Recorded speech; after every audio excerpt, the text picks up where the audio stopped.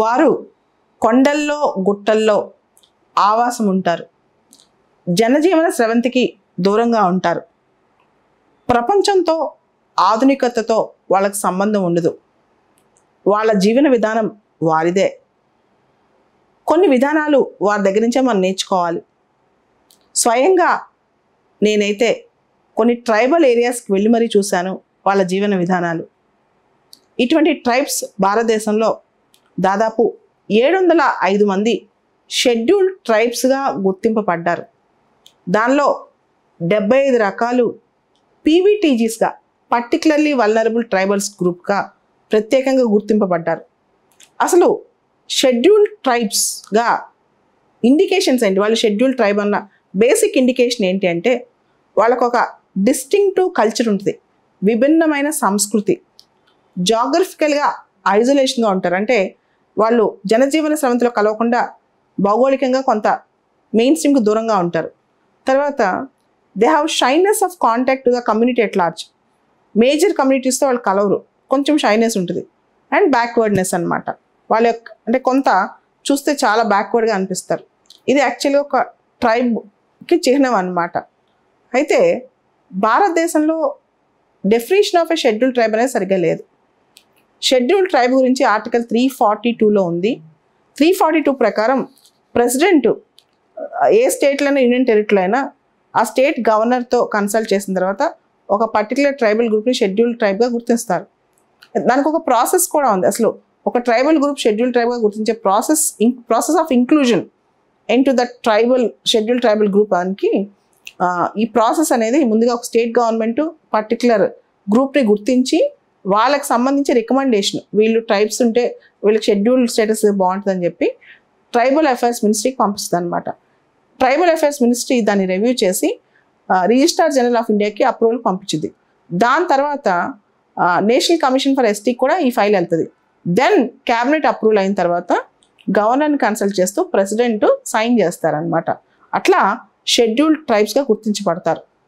అయితే దీనిలో కొంతమంది పీవీటీజీస్ అంటాం, particularly vulnerable tribal groups. PVTGs అంటే చాలా నిరక్షరాస్యత, లో లిటరసీ లెవెల్స్ ఉంటాయి. ఎకనమిక్ బ్యాక్వర్డ్నెస్, ఆర్థిక పరంగా చాలా బ్యాక్వర్డ్గా ఉంటారు. స్టాగ్నెంట్ ఆర్ డిక్లైన్ పాపులేషన్, చాలా వాళ్ళ పాపులేషన్ బాగా dwindle అవుతుంటుంది, తగ్గిపోతుంటుంది అనమాట వాళ్ళ జనాభా. ప్రీ అగ్రికల్చరల్ టెక్నిక్స్ అంటే వ్యవసాయం రాకముందు ఉండే పద్ధతులు వీళ్ళు వాడుతూ ఉంటారు అనమాట. వీళ్ళని పర్టికులర్లీ వల్నరబుల్ ట్రైబల్ గ్రూప్స్ అంటాం. మన రాజ్యాంగంలో ట్రైబ్కి సంబంధించి ప్రత్యేకంగా 5th షెడ్యూల్ ఉంది.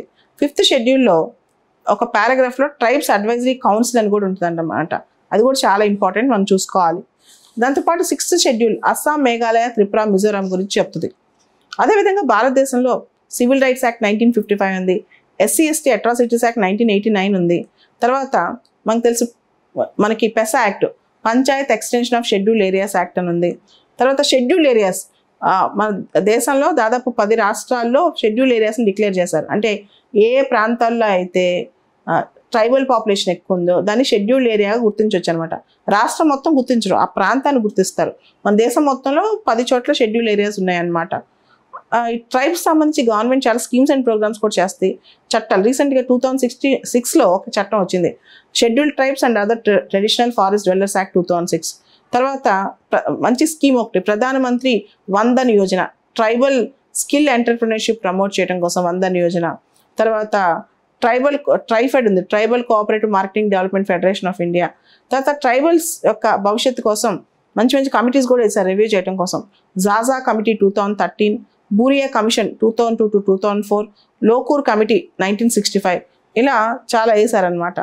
అయితే ఆల్రెడీ చెప్పాను కదా, మొత్తం 10 రాష్ట్రాల్లో మనకి షెడ్యూల్ ఏరియాస్ ఉన్నాయి. ఎక్కడెక్కడ షెడ్యూల్ ఏరియాస్ ఉన్నాయో కూడా మనం ఒకసారి చూసుకుంటే మంచిది. అయితే అసలు ట్రైబల్స్ ఇప్పుడు ఎందుకు న్యూస్లో ఉన్నారు?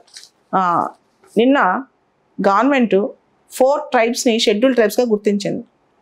హత్తి tribes Himachal Pradesh, HATTI, Hatti tribes Himachal Pradesh. ఈ ట్రైబ్స్ హోమ్ గ్రోన్ వెజిటేబుల్స్, ఇంట్లో కూరగాయలు పండించి, క్రాప్స్, మీట్, ఊల్ పండించి లోకల్ మార్కెట్స్లో అమ్ముతుంటారు అనమాట. వాళ్ళని హత్తి ట్రైబ్స్ అంటాం. తర్వాత నరికొరవన్ కురివక్కరన్ తమిళనాడు, నరికొరవన్ కురివక్కరన్ తమిళనాడు అనమాట. వీళ్ళు bird eaters and Jack catchers. ఒక రకమైన జాక్స్ని క్యాచ్ చేస్తుంటారు, బర్డ్ ఈటర్స్ అనమాట. వీళ్ళు బేసికల్గా హంటింగ్ అండ్ గ్యాదరింగ్ మీద ఉంటారనమాట. తర్వాత బింజియా ట్రైబ్స్ ఛత్తీస్గఢ్.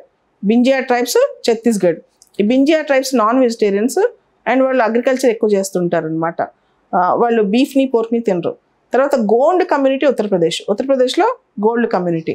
సో ఇంకొకటి ఈ 4 ఒకటి హత్తి ట్రైబ్స్ హిమాచల్ ప్రదేశ్, నరికోరవన్ కురివిక్కరన్ తమిళనాడు, బింజియా ఛత్తీస్గఢ్, తర్వాత గోండ్ కమ్యూనిటీ ఉత్తరప్రదేశ్. ఈ 4టిని ప్రత్యేకంగా షెడ్యూల్ ట్రైబ్స్గా గుర్తించారు. తర్వాత ఇంకొక సినానిమ్స్, అంటే ఒక పేరు ఇంకో పేరు వాడుకలు ఉంటాయి కదా సినానిమ్స్. దానిలో బెట్టి కురుబా, కర్ణాటకలో బెట్టి కురుబా అనే ట్రైబ్స్ ఆల్రెడీ వాళ్ళు సినానిమ్ ఉన్నారు ట్రైబల్ గ్రూప్లో ఎస్టీ స్టేటస్లో, కడు కురుబా అని. సో బెట్టి కురుబా కడు కురుబా 2 ఒకటేనని కూడా తేల్చి చెప్పారనమాట. సో మొత్తానికి భారతదేశంలో 2011 సెన్సస్ ప్రకారం 8.6% ట్రైబల్ పాపులేషన్ ఉన్నారు. అయితే భారతదేశంలో కొన్ని రాష్ట్రాలు ఇంకా ఒక ట్రైబల్ గ్రూప్ని కూడా షెడ్యూల్ ట్రైబ్ కింద పెట్టలేదన్నమాట. ఉదాహరణకి హర్యానా, పంజాబ్ స్టేట్స్లో, యూటీస్లో చండీగఢ్, ఢిల్లీ, పుదుచ్చేరి వీటిలో ఒక ట్రైబల్ గ్రూప్ను కూడా చేర్చలేదన్నమాట.